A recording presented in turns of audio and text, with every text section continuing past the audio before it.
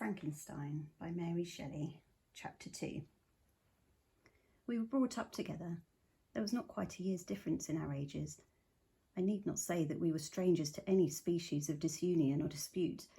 Harmony was the soul of our companionship, and the diversity and contrast that subsisted in our characters drew us nearer together. Elizabeth was of a calmer and more concentrated disposition, but with all my ardour I was capable of a more intense application and was more deeply smitten with the thirst for knowledge.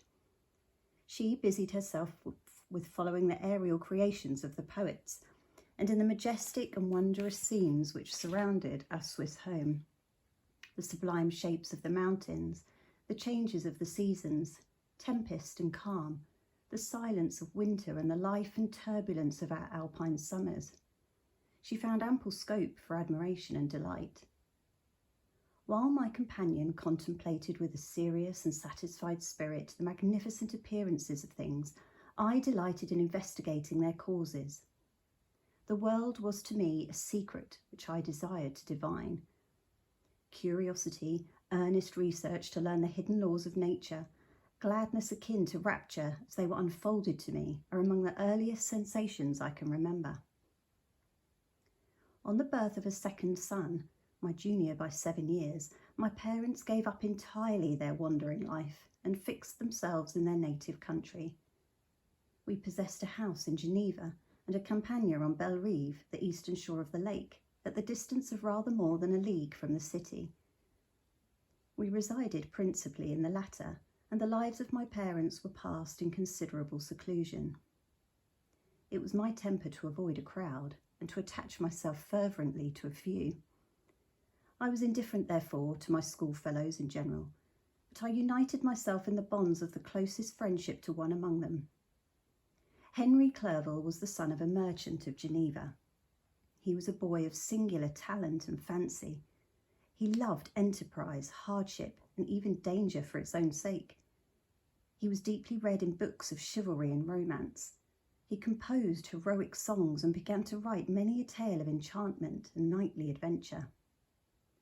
He tried to make us act plays and to enter into masquerades in which the characters were drawn from the heroes of Roncesvalles of the Round Table of King Arthur and the chivalrous train who shed their blood to redeem the holy scripture from the hands of the infidels. No human being could have passed a happier childhood than myself. My parents were possessed by the very spirit of kindness and indulgence. We felt that they were not the tyrants to rule our lot according to their caprice, but the agents and creators of all the many delights which we enjoyed. When I mingled with other families, I distinctly discerned how peculiarly fortunate my lot was, and gratitude assisted the development of filial love. My temper was sometimes violent, and my passions vehement, but by some law in my temperature, they were turned not towards childish pursuits, but to an eager desire to learn, and not to learn all things indiscriminately. I confess that neither the structure of languages, nor the code of governments, nor the politics of various states possessed attractions for me. It was the secrets of heaven and earth that I desired to learn, and whether it was the outward substance of things, or the inner spirit of nature, and the mysterious soul of man that occupied me, still my inquiries were directed to the metaphysical, or, in its highest sense, the physical secrets of the world. Meanwhile, Clerval occupied himself, so to speak, with the moral relations of things. The busy stage of life, the virtues of heroes, and the actions of men were his theme, and his hope and his dream was to become one among those whose names are recorded in story as the gallant and adventurous benefactors of our species. The saintly soul of Elizabeth shone like a shrine-dedicated lamp in our peaceful home. Her sympathy was ours.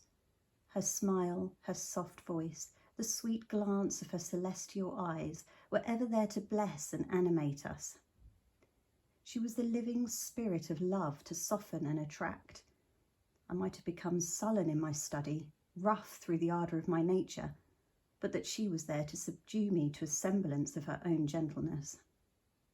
And Clerval, could aught ill entrench on the noble spirit of Clerval, yet he might not have been so perfectly humane, so thoughtful in his generosity, so full of kindness and tenderness amidst his passion for adventurous exploit, had she not unfolded to him the real loveliness of beneficence, and made the doing good the end and aim of his soaring ambition?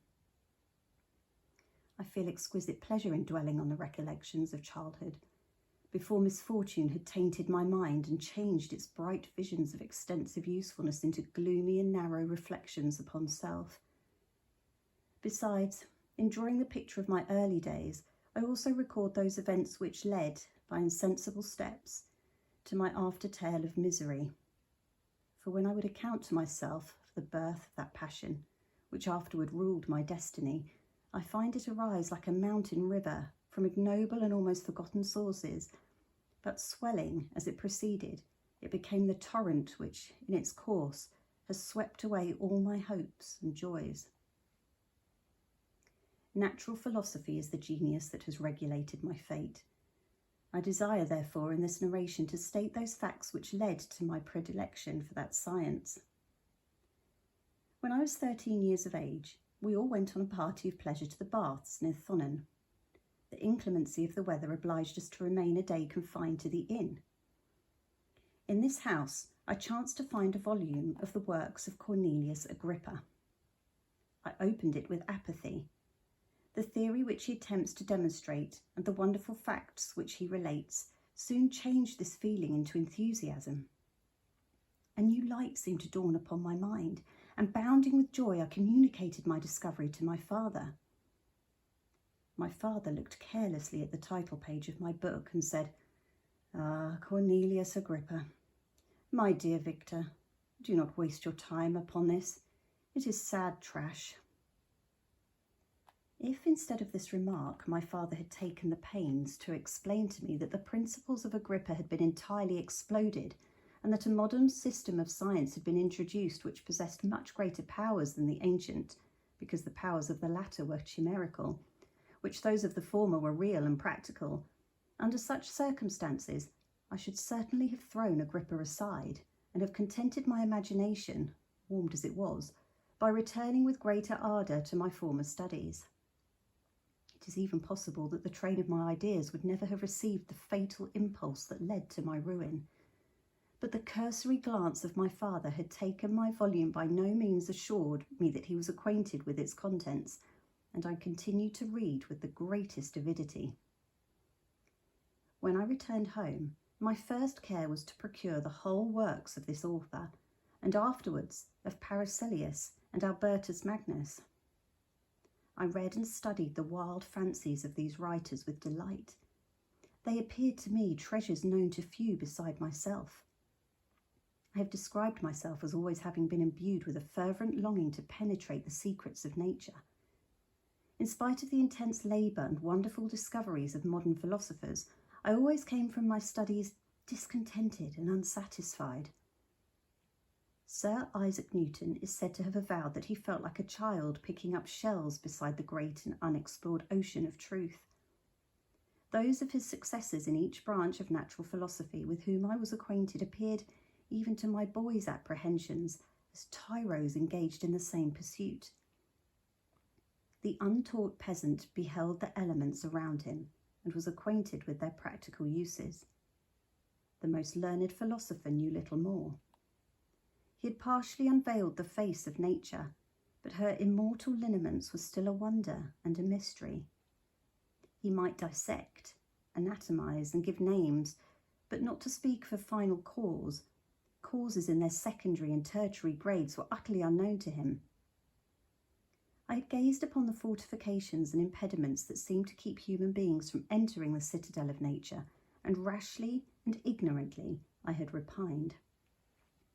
But here were books, and here were men who had penetrated deeper and knew more. I took their word for all that they averred, and I became their disciple.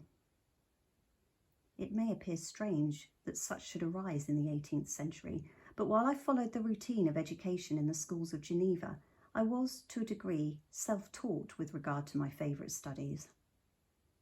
My father was not scientific, and I was left to struggle with a child's blindness, added to a student's thirst for knowledge. Under the guidance of my new preceptors, I entered with the greatest diligence into the search of the philosopher's stone and the elixir of life, but the latter soon obtained my undivided attention. Wealth was an inferior object, but what glory would attend the discovery if I could banish disease from the human frame and render man invulnerable to any but a violent death? Nor were these my only visions. The raising of ghosts or devils was a promise liberally accorded by my favourite authors, and the fulfilment of which I most eagerly sought. And if my incantations were always unsuccessful, I attributed the failure rather to my own inexperience and mistake than to a want of skill or infidelity in my instructors.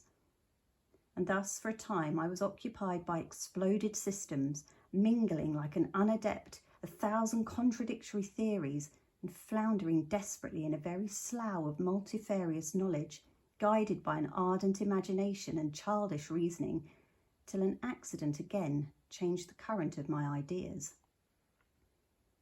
When I was about 15 years old, we had retired to our house near Bellerive, when we witnessed a most violent and terrible thunderstorm. It advanced from behind the mountains of Jura, and the thunder burst at once with frightful loudness from various quarters of the heavens. I remained while the storm lasted, watching its progress with curiosity and delight.